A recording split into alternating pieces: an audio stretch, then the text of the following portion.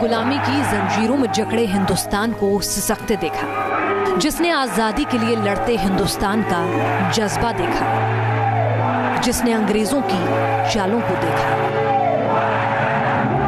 जिसने हिंदुस्तानियों के आगे अंग्रेजों को हारते देखा, जिसने आधी रात की आजादी का जश्न देखा, जिसने आजाद हिंदुस्तान के 68 साल का सफर देखा।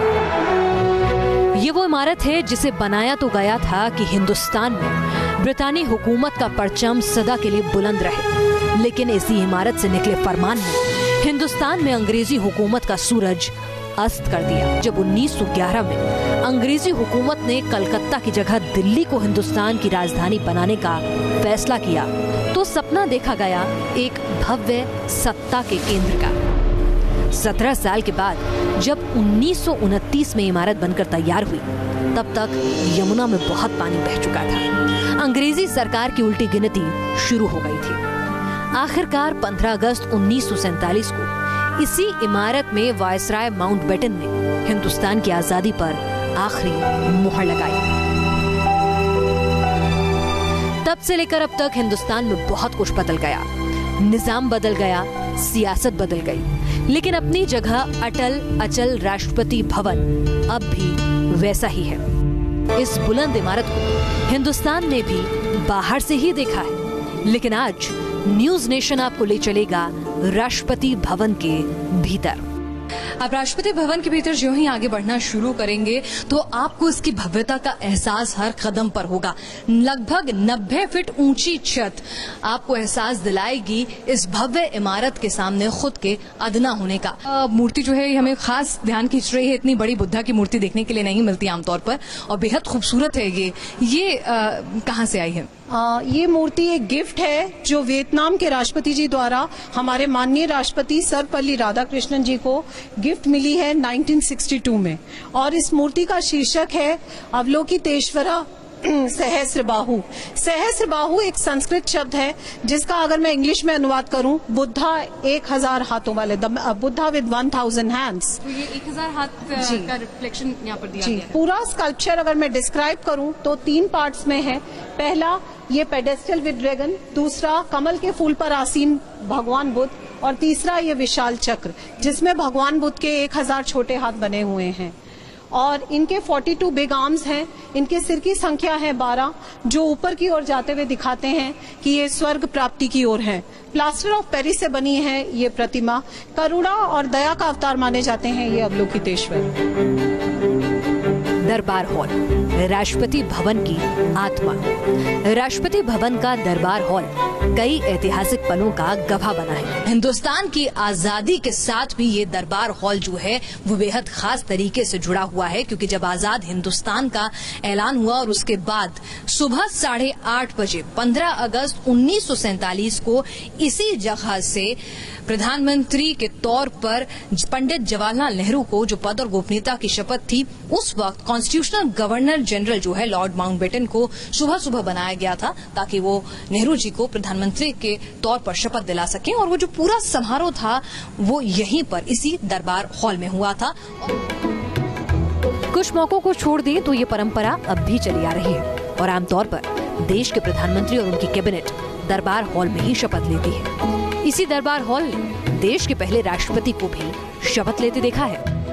अब देश के राष्ट्रपति का जो शपथ ग्रहण समारोह होता है वो पार्लियामेंट के सेंट्रल हॉल में होता है, लेकिन क्या आप जानते हैं कि देश के पहले राष्ट्रपति डॉक्टर राजेंद्र प्रसाद ने जो शपथ ली थी वो दरबार हॉल के भीतर ही ली थी। जी हाँ, यही वो दरबार हॉल है जहां पर देश को जब गणतंत्र घोषित किया गया तो उस वक्त देश के प्रथम राष्ट्रपति को उस वक्त के chief justice of India H.J. Khanna ने पद और गोपनीयता की जो शपथ दिलाई थी वो इसी दरबार हॉल में दिलाई गई थी। लेकिन ये बहुत कम लोग जानते हैं कि राजेंद्र प्रसाद इस इमारत में रहने वाले पहले भारतीय नहीं थे। आजादी के बाद देश के प्रथम राष्ट्रपति बने डॉक्टर राजेंद्र प्रसाद। ये बात तो आप सभी जानते होंगे, लेकिन आपको बता दें कि राष्ट्रपति भवन में रहने वाले वो पहले हिंदुस्तानी नहीं थे। जी हाँ, ये मौका मिला था सी राजगोपालाचारी को। दरअसल राजगोपालाचारी ने देश के प्रथम गवर्नर जनरल के तौर पर शपथ ली थी और यही इमारत, जिसे अंग्रेजों के काल में गवर्नमेंट हाउस और वायसराय हाउस के नाम से जाना जाता था, यही इमारत उनका सरकारी आवास बनी थी। लेकिन जब देश गणतंत्र बना और 26 जनवरी 1950 को डॉक्टर राजेंद्र प्रसाद ने बतौर राष्ट्रपति पद की शपथ ली, तो यही उनका सरकारी आवास बना और ये इमारत राष्ट्रपति का सरकारी आवास बन राष्ट्रपति भवन कहलाई। दरबार हॉल में महामहिम पद्म भूषण, भारत रत्न जैसे अवार्ड दिए जाते हैं, लेकिन राष्ट्रपति भवन की गुंबद के ठीक नीचे बना दरबार हॉल कला और संस्कृति का भी एक बेहद खूबसूरत नमूना है। दरबार हॉल जो है वो ठीक जो गुंबद है राष्ट्रपति भवन का, उसके ठीक नीचे बना हुआ है और डबल डोम जो डिजाइन है आर्किटेक्ट का, वो मुगल शैली का होता है। आपको बता दें कि हुमायूं का मकबरा और ताजमहल भी जो है वो डबल डोम स्टाइल में बना हुआ है और इसीलिए ये दरबार हॉल का कहते हैं कि जो डिजाइन है वो डबल डोम शैली जो है वो मुगल आर्किटेक्ट से प्रेरित बताई जाती है। अब दूसरी जानकारी जो इसके आर्किटेक्ट के बारे में मैं आपको देना चाहूंगी, ये जो रेड कारपेट आपको नजर आ रहा है, मैं अपने कैमरामैन कमल किशोर को कहूंगी कि दिखाएं कि किस तरह से ये जो कारपेट है, अगर दरबार हॉल के इस बीच के कारपेट को यहाँ जहाँ पे मैं खड़ी हूँ हम एक लाइन मान लें तो ये कारपेट पूरे राष्ट्रपति भवन को, जी हाँ, इतने बड़े विशालकाय राष्ट्रपति भवन को ठीक 2 हिस्सों में बांट देगा। दरबार हॉल की डिजाइनिंग इसी तरह से की गई थी और ये जो रेड कारपेट है, ये और जो सामने वाला दरवाजा है, अगर आप इसको खोलेंगे और इस रेड कारपेट को सीधा लेते हुए चले जाएंगे नाक की सीध में, तो रायसीना हिल होते हुए ये राजपथ से होते हुए सीधा इंडिया गेट जो है वो जाकर खुलेगा। तो इसीलिए दरबार हॉल जो है वो सेरेमनियल हॉल के तौर पर काफी महत्वपूर्ण यूं भी हो जाता है क्योंकि पूरा राजपथ ही है जो एक तरह से सीधे चलकर इस दरबार हॉल के भीतर आ रहा होता है इंडिया गेट से। और जानकारी एक मैं आपको देना चाहूंगी कि अगर हम इस स्टेज के ऊपर चढ़ेंगे तो ये जो भगवान बुद्ध की मूर्ति जो है, जो यहाँ पर ये जो भगवान बुद्ध की मूर्ति रखी गई है, इस मूर्ति की जो ऊंचाई है जहाँ पर इस प्लेटफॉर्म पे रखी गई है और इंडिया गेट का जो प्लेटफॉर्म है, अगर उसकी ऊंचाई आप देखेंगे तो दोनों पैरेलल हैं। तो किस तरह से सिमेट्रिकल आर्किटेक्ट जो है वो यहाँ पर दरबार हॉल के साथ जो दूसरी महत्वपूर्ण चीजें हैं उनका बनाया गया है, ये आप देखिए। दरबार हॉल जितना भव्य है उतना ही भव्य है अशोक हॉल। खूबसूरती ऐसी कि निगाहें ठहर जाए। अशोक हॉल को राष्ट्रपति भवन का सबसे खूबसूरत हिस्सा माना जाता है। अब हम आ गए हैं राष्ट्रपति भवन के सबसे खूबसूरत हिस्से में, जिसकी तुलना की जाती है रत्न मंजूषा यानी ओपन ज्वेलरी बॉक्स जैसी खूबसूरती के साथ। जी हाँ, ये है अशोका हॉल राष्ट्रपति भवन का और यहाँ पर देखिए कि जिस तरह से यहाँ पर शैंडलियर्स की रोशनी में ये जो पूरी ऊपर पेंटिंग्स बनी हुई हैं उसके ऊपर पर्शियन थीम की, वो आपको किसी राजसी महल से कमतर एहसास नहीं कराएंगी। और ये जो हॉल है अशोका हॉल राष्ट्रपति भवन का, ये सबसे खूबसूरत हिस्सा माना जाता है। और जब भी कोई हेड ऑफ स्टेट अपने पूरे डेलीगेशन के साथ यहाँ पर आता है या फिर कोई भी फोटो ऑप अपॉर्चुनिटी होती है, जो भी तमाम अवार्डीज होते हैं, जो भी फोटो ऑप होती है, तो राष्ट्रपति भवन के सबसे खूबसूरत हिस्से में होती है, यानी अशोका हॉल में होती है। अशोक हॉल में पर्शियन शैली की झलक साफ तौर पर नजर आती है। रोजी, जो पर्शियन थीम है इसके पीछे कोई खास वजह है चुनने की, और ये ब्रिटिश एरा की है या फिर बाद में ये लाई गई है? जी, जैसे मैंने बताया ये बीच की 9 पेंटिंग्स कैनवस पेंटिंग्स है, लेकिन अगर मैं ये सबसे बीच की रेक्टेंगुलर पेंटिंग की बात करूं फतेह अली शाह की, तो ये पेंटिंग फतेह अली शाह ने खुद दी थी। फतेह अली शाह जार किंग ऑफ पर्शिया था, पर्शिया यानी कि आज का मॉडर्न ईरान, और उसने ये पेंटिंग जॉर्ज 4th को ब्रिटेन में दी थी।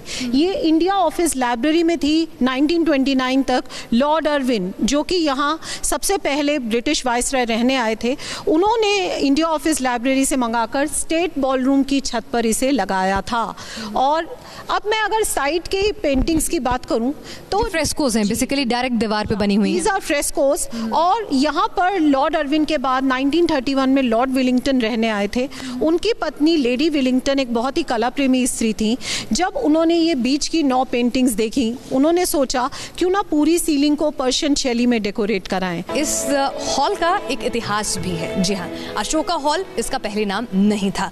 राष्ट्रपति भवन की ये सबसे खूबसूरत जगह पहले किस इस्तेमाल में लाई जाती थी, ये हमें बताएंगे यहाँ की स्कॉलर गाइड रोजी गुप्ता। रोजी, थोड़ा इतिहास बताइए, हमने वर्तमान तो देख लिया। जी, वाइसरायस के समय में अशोका हॉल को स्टेट बॉलरूम कहा जाता था। यहाँ सेंट्रल स्पेस में बॉलरूम डांसेस हुआ करते थे। इसके डायमेंशंस हैं 32 × 20 मीटर्स। और अशोका हॉल की सबसे खास चीज़ है इसकी फ्लोरिंग। असल में कारपेट के नीचे एक लकड़ी का फ्लोर है।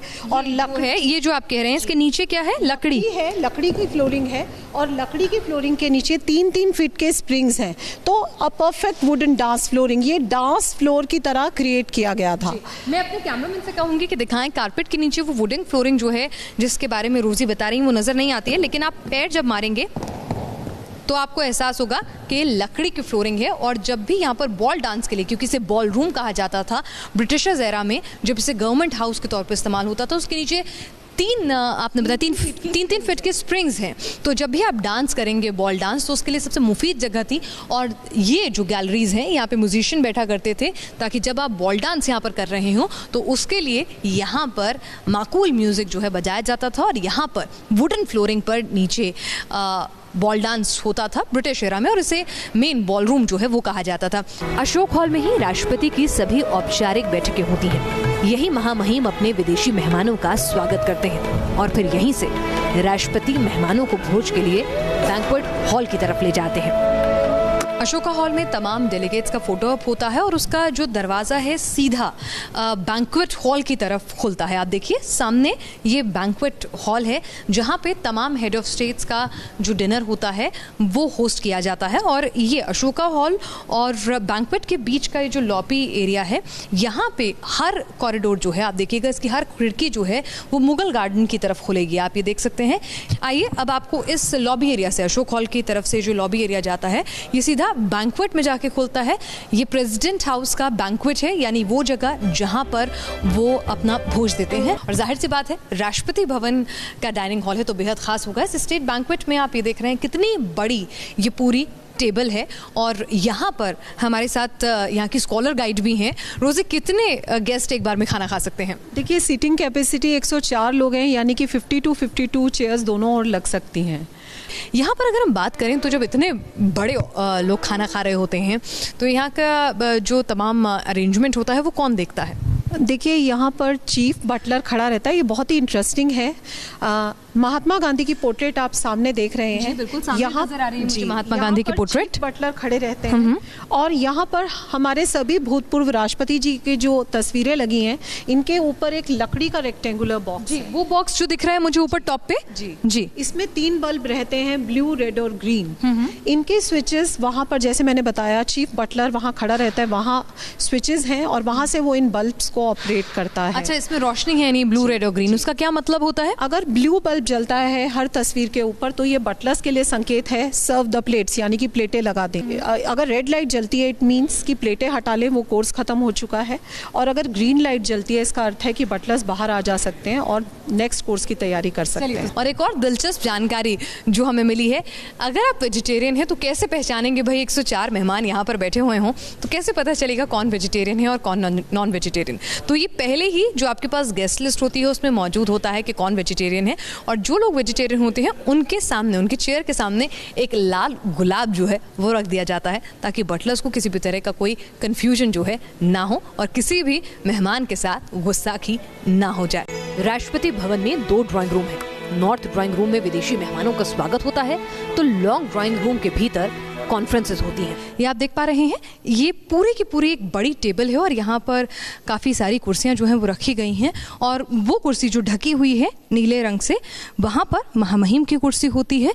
अगर कोई बड़ी कॉन्फ्रेंस होने वाली है तो उसके लिए यहाँ पर इंतजामात किए जाते हैं। अगर कोई बड़ा गैदरिंग है तो यहाँ पर वो गैदरिंग होता है, तो इसीलिए इसे लॉन्ग ड्राइंग रूम कहते हैं। और यहाँ पर ये आपको जो ढके हुए नजर आ रहे हैं मॉनिटर्स, ये प्लाज्मा स्क्रीन्स हैं, क्योंकि अगर किसी भी तरह की कोई प्रेजेंटेशन देनी हो तो यहाँ पर दी जा सकती है। राष्ट्रपति भवन की सैर महामहिम की लाइब्रेरी के बगैर अधूरी लगती है। राष्ट्रपति भवन की लाइब्रेरी में 2000 से भी ज्यादा दुर्लभ किताबें मौजूद हैं। कई फर्स्ट एडिशन भी आपको मिल जाएंगे।